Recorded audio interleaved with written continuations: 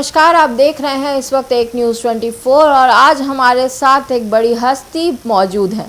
बात हो रही है बिहार के सियासत की और सियासत की गर्मा गर्मी तो लगातार ही बिहार में चल रही है, जहां एक और बिहार विधानसभा चुनावों को लेकर के पॉलिटिकल पार्टीज मैदान में उतरी हुई है, वहीं एक नया नाम जुड़ा है बिहार विधानसभा चुनावों के लिए, वो है प्रशांत किशोर का, यानी जनसुराज, जो धीरे धीरे पब्लिक के बीच में अपना एक प्रोमिनेंट फिगर तैयार करते जा रहा है। इस वक्त हमारे साथ जनसुराज पे खास बात करने के लिए मौजूद है जनसुराज के संयोजक और एक पूर्व आईपीएस जितेंद्र मिश्रा जी। नमस्कार सर, स्वागत है आपका। सर, हम आपसे पूछना चाहेंगे, जिस तरीके से एक बहुत बड़ा चेहरा उभर रहे हैं प्रशांत किशोर, क्या कारण है कि पब्लिक जो है वो प्रशांत किशोर का साथ इतना ज़्यादा दे रही है? देखिए, प्रशांत किशोर जी केवल वैसे ही नहीं आ गए हैं।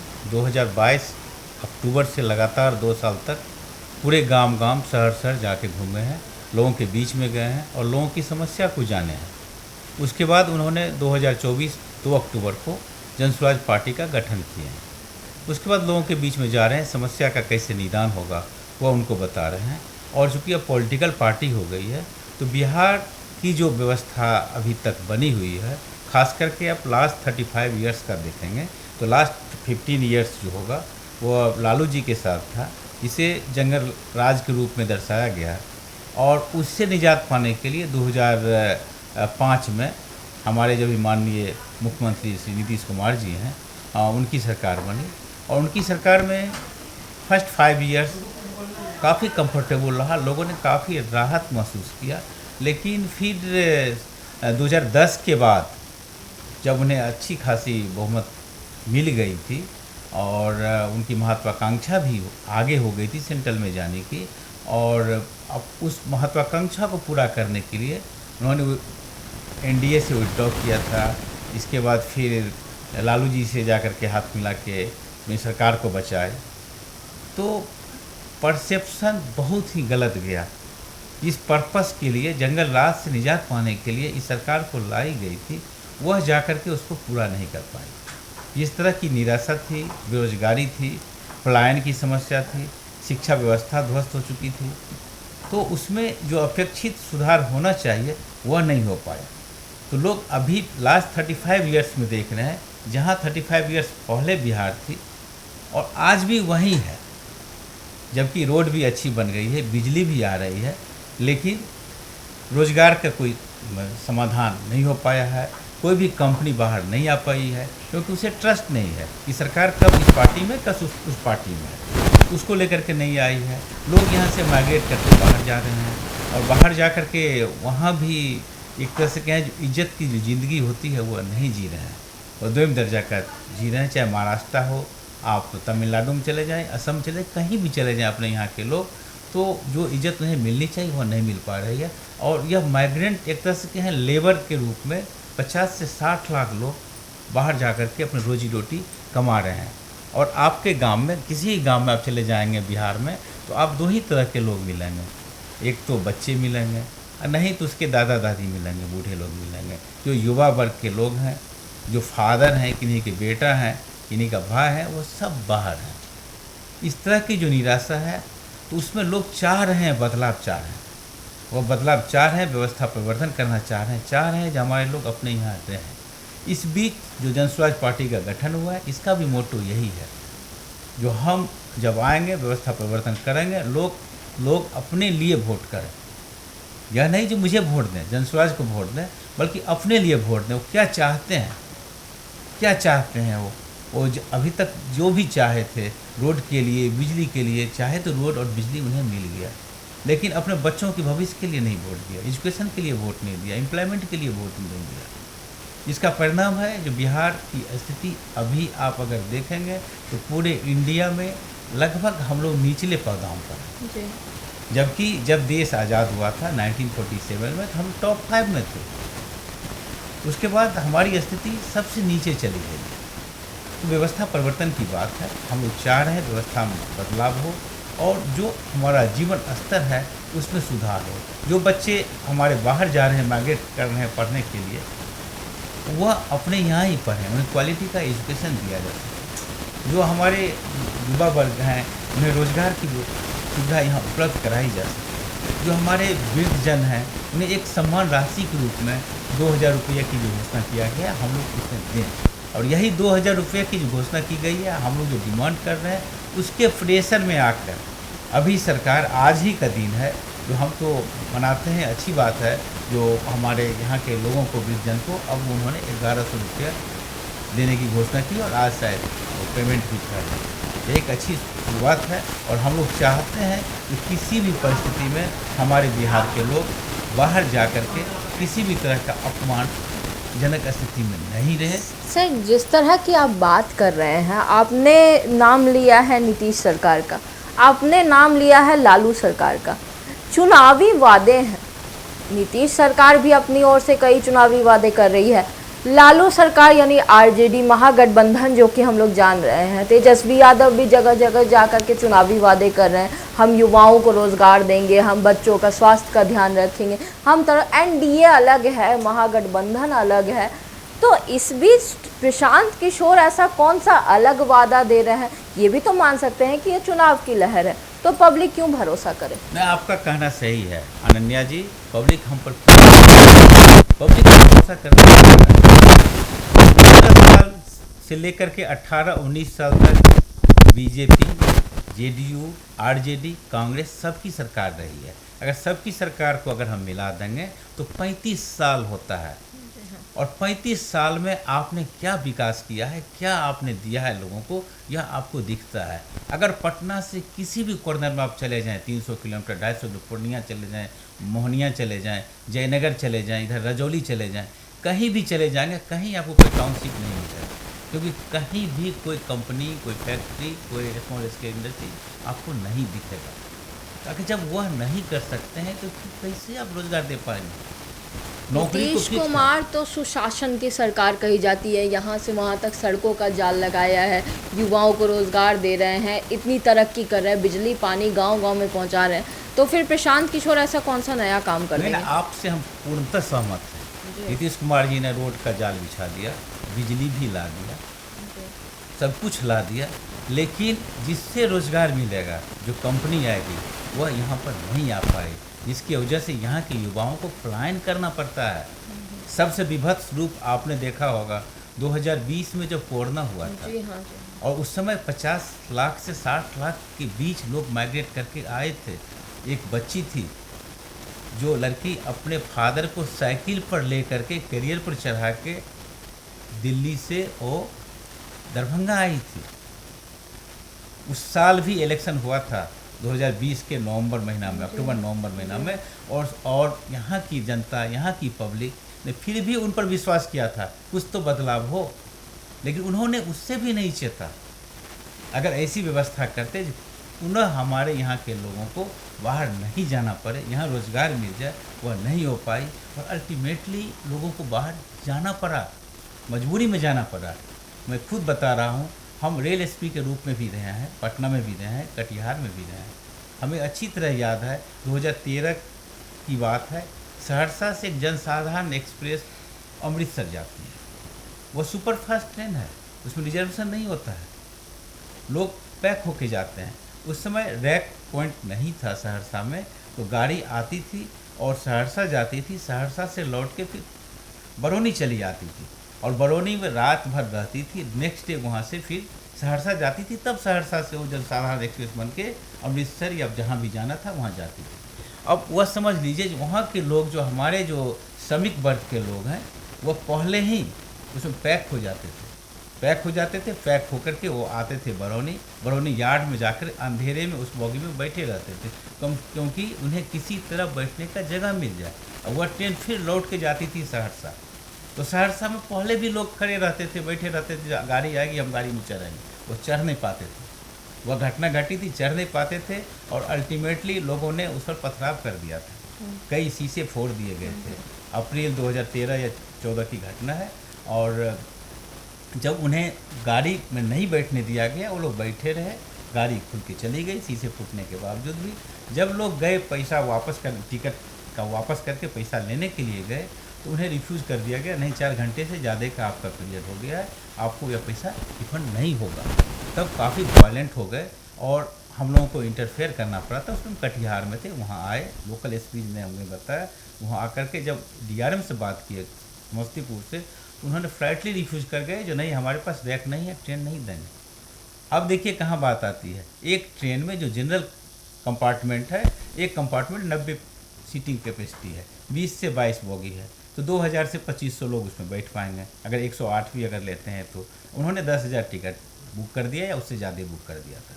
उन्हें मुझे कहना पड़ा, जो अगर आप इन लोगों को नहीं भेजेंगे, स्पेशल ट्रेन नहीं देंगे, तो हम आप पर 420 का केस करेंगे, क्योंकि जो सामान आपके पास नहीं है उसको आपने बेच दिया है।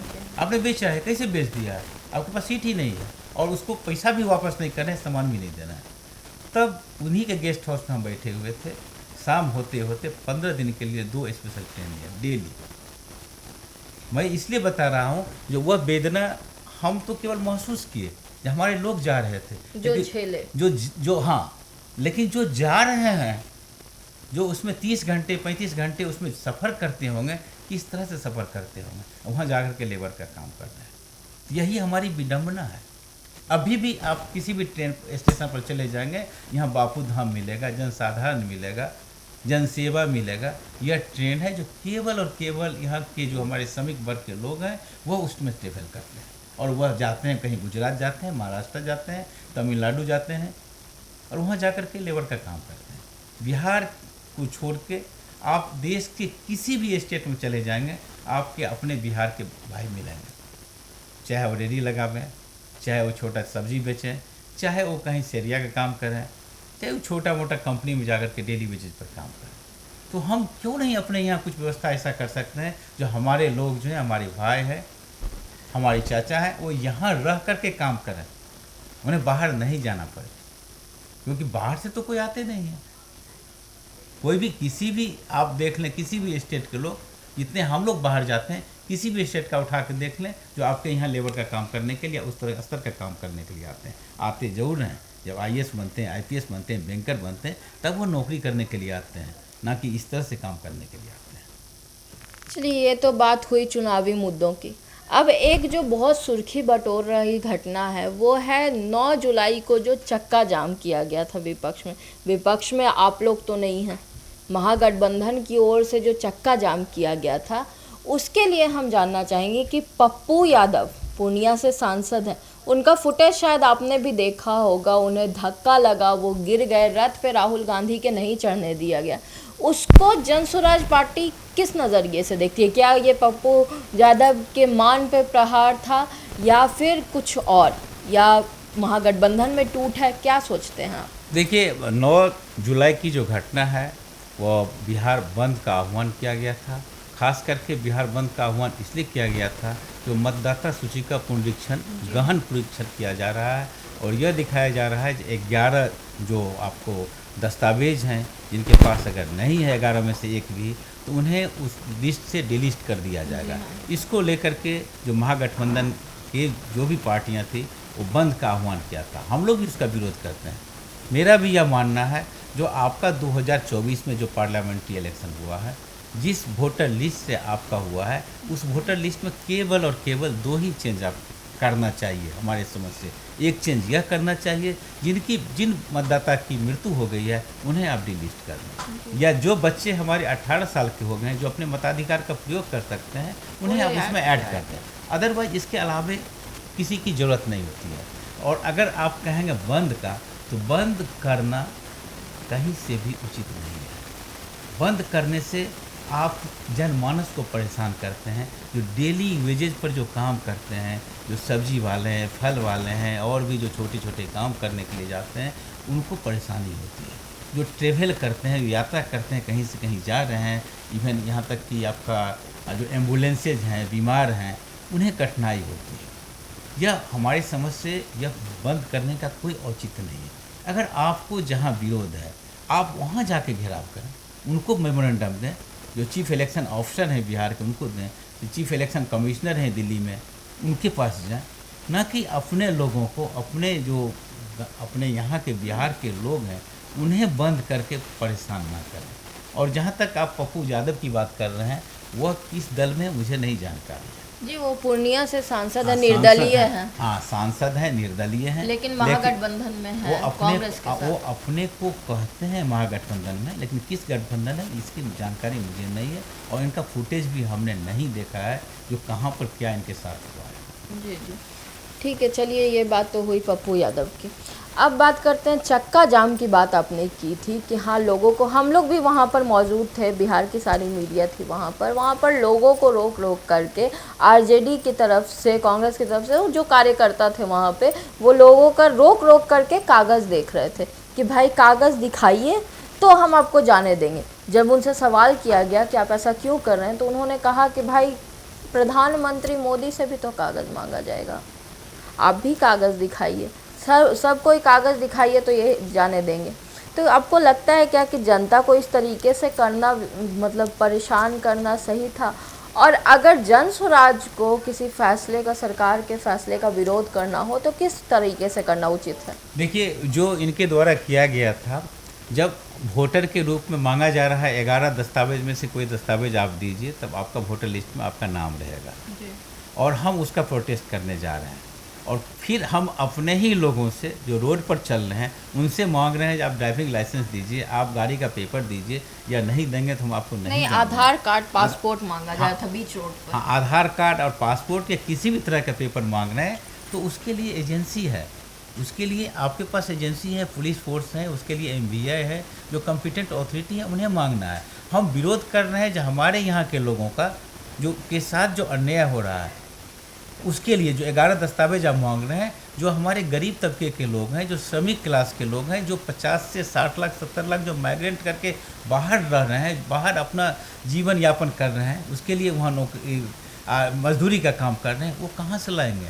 अगर हम आपके माध्यम से कहना चाह रहे हैं चीफ इलेक्शन कमिश्नर साहब से भी और चीफ इलेक्शन अफसर बिहार से भी, अगर उन्हें पेपर नहीं दे पा रहे हैं और उन्हें डिलिस्ट कर दे रहे हैं, तो कहाँ के वोटर वो बनेंगे?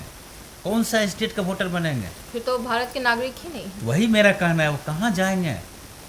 तो हम अपने लोगों को क्या वहाँ जाने के लिए मजबूर कर दें? लेकिन इसका एक तरीका है विरोध करने का। यह तरीका नहीं है जो हम रोड पर चले जाएं, चक्का जाम कर दें, जो लॉन्ग रूट ट्रेन जा रही है, जो जिन्हें 24 घंटा 25 घंटा रहना है, उन्हें हम 10 घंटा 8 घंटा डिले करा दें।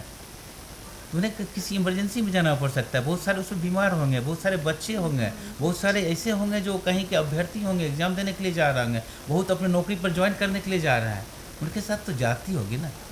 एक तो सरकार कर रही है, इलेक्शन कमिश्नर कर रही है, और ऊपर से हम भी कर दें, यह कहीं से भी उचित नहीं है। अगर हमारी जन स्वराज पार्टी की होगी तो हम लोग भी विरोध किया है, हमारे यहाँ से डेलीगेशन गए, चीफ इलेक्शन अफसर के पास उन्होंने मेमोरेंडम दिया है। हम इस शर्त पर चाह रहे हैं, हम यही चाह रहे हैं, जो 2024 में जो एमपी इलेक्शंस हुआ है, उसी वोटर लिस्ट में केवल उन्हीं लोगों को हटाएं जिनकी मृत्यु हो गई है, उन लोगों को जोड़ें जो 18 साल कंप्लीट कर लिया है। अगर उस समय ठीक था तो अब कैसे गलत हो गया? जी, चलिए ये तो हुई बात वोटर लिस्ट की। अब एक बहुत ज़रूरी सवाल जो बिहार की सियासत में गरमा रहा है, मनीष कश्यप का नाम। पिछले बार लोकसभा इलेक्शन के टाइम मनीष कश्यप ने थामा था भाजपा का हाथ, आज वो जनसुराज के हाथ आ गई। तो आपको लगता है कि ऐसा कोई खास मोटिव, कोई लक्ष्य, कोई एम था मनीष कश्यप का जो उनका भाजपा में पूरा नहीं हुआ, अब जनसुराज से साधने की कोशिश कर रहे हैं? देखिए, जनसुराज एक पॉलिटिकल पार्टी है, वो भी जनसुराज पार्टी है, पॉलिटिकल पार्टी है। हम इलेक्शन में जा रहे हैं, इलेक्शन ईयर है, कई नेता हमारे पास आए हैं, कई नेता हमारे यहाँ हमारे शर्तों पर, जनसुराज पार्टी के शर्त पर योगदान दिए हैं, हमने उनको योगदान कराया है। मनीष कश्यप की जहाँ तक बात है, वो पहले बीजेपी में थे और अभी हमारी पार्टी में आए हैं, और हमारी पार्टी में आए हैं तो हमने उनको स्वागत भी किया है। लेकिन उन्हें जो भी काम करना होगा, जो हमारा जो प्रोटोकॉल है, मेरे जो गाइडलाइंस हैं, जो जनसुराज पार्टी ने निर्धारित किया है, जो हमारा संविधान है, उसके तहत वो काम करेंगे। एक आखिरी सवाल सर आपसे करते हैं, पब्लिक से क्या कहना चाहेगी जनसुराज? दो गुटों के बीच में जिस तरह की लड़ाई चल रही है, पब्लिक तो वही देख रही है, ऐसे में तीसरे स्थान पर जनसुराज खड़ी है, तो क्या कहना चाहेंगे आप पब्लिक से कि जिस तरीके से आपको लगे कि ये इलेक्शन जो है वो जनसुराज के हक में आए? देखिए, आपके माध्यम से हम पब्लिक से, जो हमारे यहाँ के नागरिक हैं, आपका नागरिक हैं उन्हें हम यही अनुरोध करना चाहेंगे, जो अभी आप 35 साल के राज को आपने देखा है, जंगल राज को भी देखा है, सुशासन की सरकार को भी देखा है, जो बदतर होते होते अभी भी हमारे लोग जो अपने यहाँ के हैं उन्हें माइग्रेट करके बाहर जाना पड़ रहा है, अपने पलायन करना पड़ रहा है रोज़गार के नाम पर। और यहाँ ना आपके पास न आप स्वास्थ्य व्यवस्था का भी देखेंगे तो चरमराई आई हुई है। कहीं भी एक सामान्य लोग किसी भी हॉस्पिटल में जाके आसानी से अपना इलाज नहीं करा पा रहे हैं। साथ ही यहाँ एजुकेशन की व्यवस्था करेंगे तो देखेंगे स्कूल है, कहीं तो शिक्षक नहीं है, शिक्षक हैं तो स्कूल की बिल्डिंग नहीं है। अगर दोनों है तो वहाँ खिचड़ी का काम हो रहा है, बच्चे की पढ़ाई नहीं हो पा रही है। जो क्वालिटी होना चाहिए वह इसमें नहीं है। फिर आप ओल्ड एज के देखेंगे तो उनके पास भी जो उन्हें मानदेय राशि मिलनी चाहिए सम्मान के लिए वह उन्हें नहीं मिल पा रही है। तो हम यही चाहेंगे, जो आपके पास एक थर्ड ऑप्शन है, आप अगर चाहते हैं अपने लिए वोट करें, अपने बच्चों के भविष्य के लिए वोट करें, अपने बूढ़े बुजुर्ग लोगों के लिए वोट करें, अपने यहाँ की जो बहनें हैं जो आप चाहते हैं जो खुद रोज़गार करें उसके लिए वोट करें। हम लोगों का यह भी एजेंडा है जो हम उन्हें जो स्वरोज़गार के लिए लोन देंगे, जो सिंपल इंटरेस्ट 4% का होगा। जबकि अभी भी आपको ज्ञात होगा, अभी भी जो आंगनवाड़ी नहीं, आप जो आपका जो लोग खुद स्वयं सहायता समूह चला रहे हैं उन्हें भी सरकार 1% इंटरेस्ट पर मंथ पर दे रही है। कह रही है हम 1% दे रहे हैं, लेकिन अगर आप देखेंगे तो 12 महीना में 12% ले रही है। लेकिन हम 1 साल में 4% सिंपल इंटरेस्ट पर उन्हें हम जो भी लोन लेना चाहेंगे, जो काम करना चाहें उन्हें हम उपलब्ध कराएंगे, ताकि उन्हें बाहर जाने की ज़रूरत नहीं है, वह स्वरोज़गार भी कर सकते हैं और स्वावलंबी भी हो सकती हैं। जो हमारे जो नए लड़के हैं जो बाहर जाते हैं, जो युवा हैं, हम उन्हें भी चाहेंगे जो 10 से 12-15 किलोमीटर के अंदर में उन्हें रोज़गार हम उपलब्ध कराएं, ताकि उन्हें अपने घर में अपने पत्नी के साथ, अपने बच्चे के साथ, अपने बूढ़े माता पिता के साथ रहने का मौका मिल सके। वह एक दूसरे को स्वराज का मोटो, यह मेरा मोटो है। हम लोग यह चाहेंगे, जो आप बदलाव के लिए देना चाहते हैं अपने लिए वोट जरूर करें। जब भी वोट आप करें अच्छे लोगों को वोट दें, चाहे वो जन स्वराज पार्टी की हो या किसी की पार्टी की हो, और आपके लिए वह काम करे। आपने रोड मांगा था, रोड के लिए वोट दिया, रोड आपको मिल गया। बिजली के लिए दिया, बिजली आपको मिल गया। अब अपने लिए मांगे, अपने रोज़गार के लिए मांगे, अपने बच्चों के भविष्य के लिए मांगे, स्वास्थ्य व्यवस्था सुदृढ़ करने के लिए मांगे, इसके लिए आप मांगे। और अगर आपको लगता है जन स्वराज पार्टी करेगी, क्योंकि जन स्वराज पार्टी के बैक ऑफ द माइंड कुछ नहीं है, अभी जस्ट स्टार्ट कर रही है। हम प्रॉमिस करते हैं, हम करने का प्रयास करेंगे, भरसक प्रयास करेंगे और उसको करेंगे। अगर नहीं करेंगे तो मुझे भी हटा दें। या 35 साल तक जो आप वेट करना है यह मत करें, इससे और हम नीचे जा रहे हैं। धन्यवाद सर। हमारे साथ मौजूद हैं जितेंद्र मिश्रा जी, और इन्होंने अपनी बातों में साफ कहा है कि बिहार की व्यवस्था जो पूरी तरह से चरमरा चुकी है उसमें कुछ नए चेहरों को ऐड करने की ज़रूरत है। 35 साल का इंतज़ार जनता कर चुकी है, अब और इंतज़ार जनता को करने की ज़रूरत नहीं है। अगर वो मौका देना चाहती है तो जन स्वराज को दे, और अगर जन स्वराज भी काम ना कर पाए तो उसे हटा दे, क्योंकि सबसे सर्वोपरि अगर कुछ है तो वो है बिहार की जनता। ऐसी तमाम खबरें हम आप तक पहुंचाएंगे। हमारे साथ बने रहिए और देखते रहिए एक न्यूज़ 24। धन्यवाद।